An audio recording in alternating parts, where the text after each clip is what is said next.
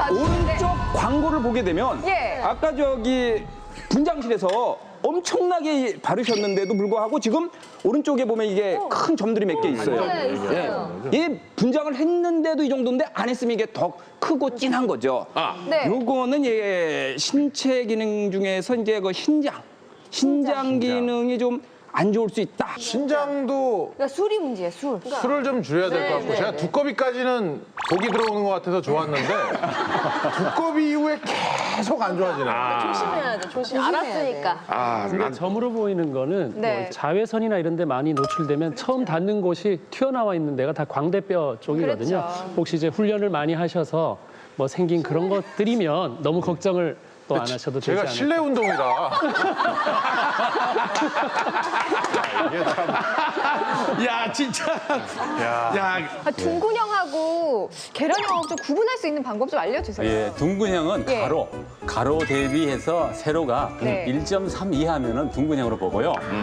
둥근형이에요. 정확하네요. 그래서 예전에는 이렇게 둥근형을 미남형으로 봤습니다. 지금은 아니에요. 네. 지금은 약간 계란형이 요새는 미남형이에요, 이제는. 남자 맞아. 예, 예. 그렇군요. 자, 그쵸? 형은 우리가 이 정도로 알아봤습니다. 네. 예. 그리고 지금 여기 보이는 얼굴이 역삼. 수남 씨 같은 예. 그렇죠 역삼각형 역삼각형. 얼굴이죠. 그렇지, 아래가 이렇게 약간 이렇게 더 나는 거. 좁아지는 예, 스타일. 예.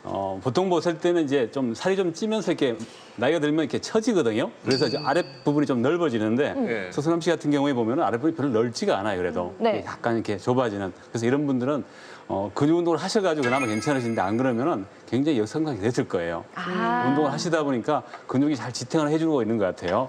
그래서 이런 분들은 주로 봤을 때 드시는 거에 상당히 예민합니다. 네. 음식에 상당히 까다롭기 때문에 아무거나 드시면 안 돼요. 잘 먹는데 네. 잘 먹는데 예민하게 먹으려는 말씀이죠. 그렇죠. 가려서 몸에 안 맞는 거는 좀 피하셔야 된다고. 그래서 이런 네. 분들은 좀 너무 짜게 드시는 것도 별로 안 좋아요. 그렇기 때문에 음식을 좀 절제 좀 하시면 굉장히 더 건강해질 수 있는데 여지가 상당히 많기 때문에 아마 서수남 선생님은 앞으로도 점점 더 건강해질 수 있을 것 같아요, 보니까. 예.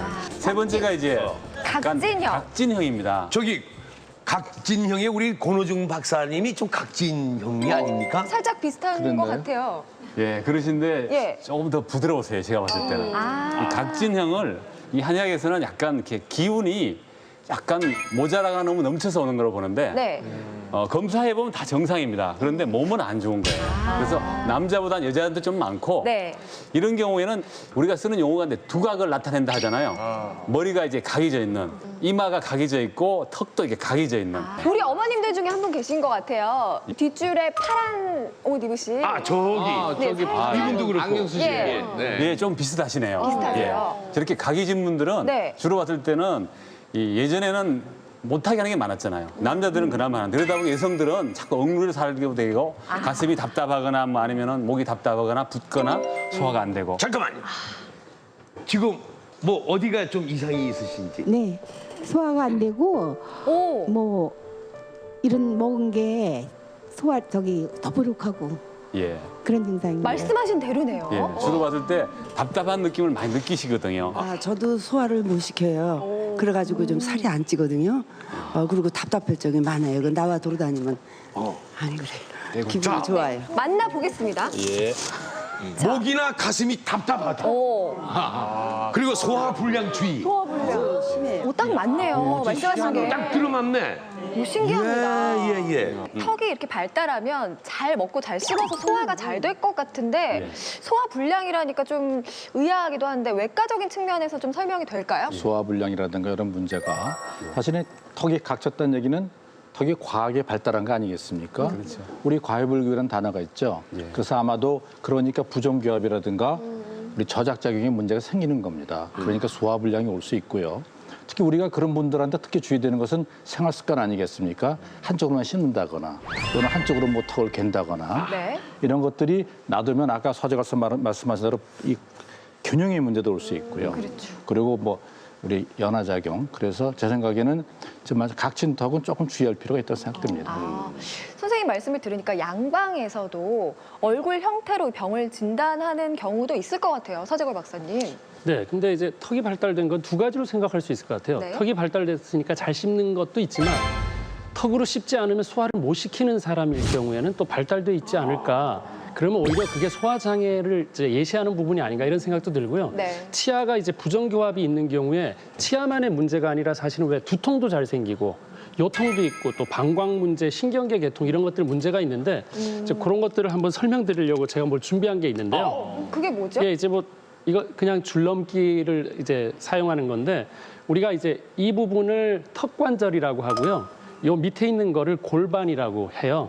예, 그래서 이 턱관절이 움직이면 얘도 따라 움직일 수밖에 없고요. 만약에 턱관절이나 골반이 문제가 돼서 이렇게 되면 구부러지잖아요. 그러니까 여기 척추가 구부러지는 거예요, 이렇게.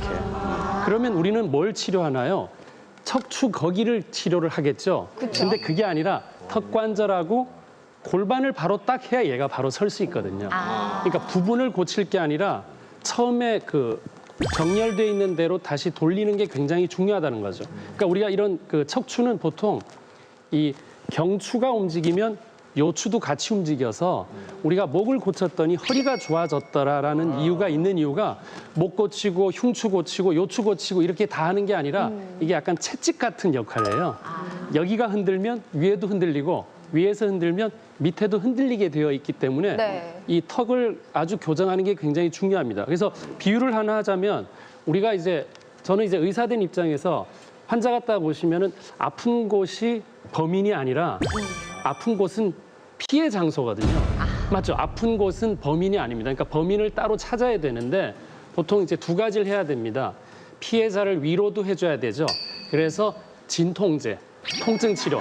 예, 이제 그것도 필요하지만 네. 그것만 주고 그분이 떠나시면 범인은 못 찾았죠. 그쵸. 그 범인은 각자가 가지고 있는 문제점이라고 생각하고 파악을 해야지만이 진짜 치료가 완성이 되는 거죠. 아니면 계속 위로만 받는 겁니다.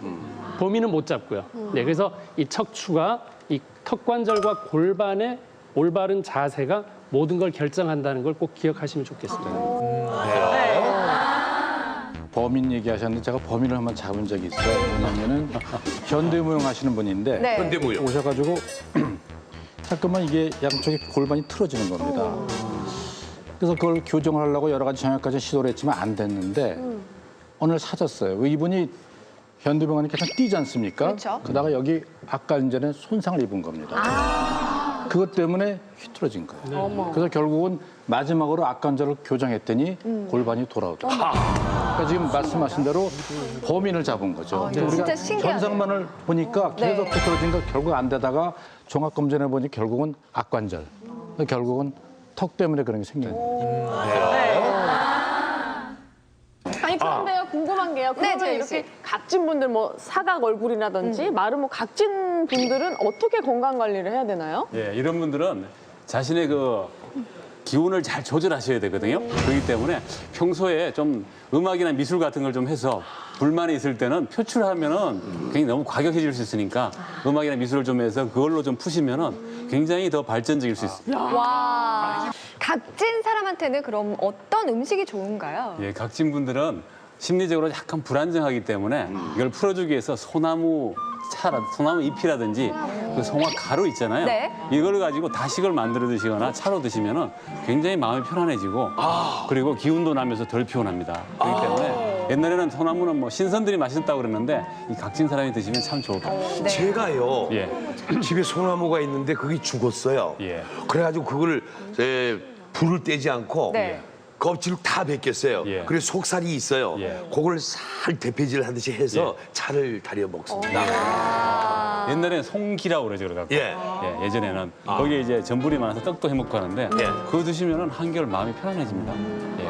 어쩐지 그렇게 편안할 수가 없어요. 자, 이제 내 얼굴형 중에서 하나만 남았습니다. 계란형이에요. 계란형은 요즘 네. 여성들이 가장 좋아하는 얼굴형입니다. 네. 계란형 하면 다 좋아하시죠, 그죠? 네. 예. 그런데 계란형이 꼭 좋은 것만 아니에요. 한번 뜯어볼까요? 자, 계란형 같은 경우에 보면은 두통도 잘하고 생리불순도 없고 아랫배가 좀 차가운 경우가 많아요. 그래서 예전부터 미인 박명이라는 말이 있어요.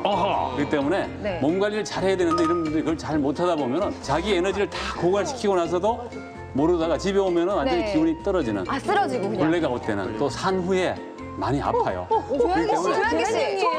저 예. 애기 낳고 예. 막 대부분 이렇게 막 미역 많이 먹고 철 보는 게 뭐 이렇게 예. 하잖아요. 근데 지금 빈혈기가 있어가지고 최근에 철분제도 따로 맞고요. 예.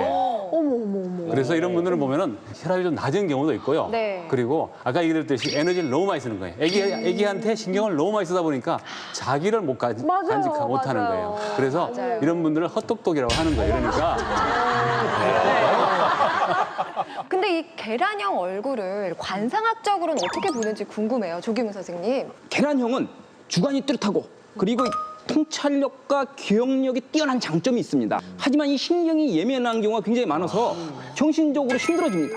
이 정신적으로 힘들어지다 보면은 생리불순이 생기고 임신이 잘 안 될 수 있어요. 그래서 관상책에서는 이 미인하고 결혼하지 마라 이렇게까지 나와 있습니다. 예. 조양기 씨 결혼했는데 저도 약간 이제 노력을 해서 얘기도 났는데 저는 너무 공감한 게 저는 가끔 두통이 좀 자주 있는 편이에요. 그래서 항상 차 안에 항상 이렇게 두통약이 항상 있거든요. 그거는 그러면 어떻게 해야 신경을 될까요? 예민하게 예민해서 그런가? 이런 분들은 아랫배가 좀 이렇게 지나치게 긴장을 하고요. 그리고 만져보면 뒷머리도 많이 뭉쳐 있어요. 그렇기 때문에 자꾸 하늘을 쳐다보셔야 되는데 그럴 기회가 없고 자꾸 땅을 쳐다보고 모니터 보고 자꾸 애기 보잖아요. 그럼 자꾸 과로하고 나면 자꾸 머리가 아픈 거예요. 그러니까 조금 더 과로하지 마시고 한 30% 정도 좀 내려주시고 아랫배를 좀 따뜻하게 해주는 게 딱 좋을 것 같아요. 그래서 보통 요즘에 남자들만 복분자를 먹는데 실제로는 아랫배가 차가운 여성들도 네. 복분자를 드시면은 한결더 몸이 따뜻해지고 좋아집니다. 실제 복분자가 네. 외국에서는 이제 크랜베리가 방광염에 좋거든요. 만성 방광염에.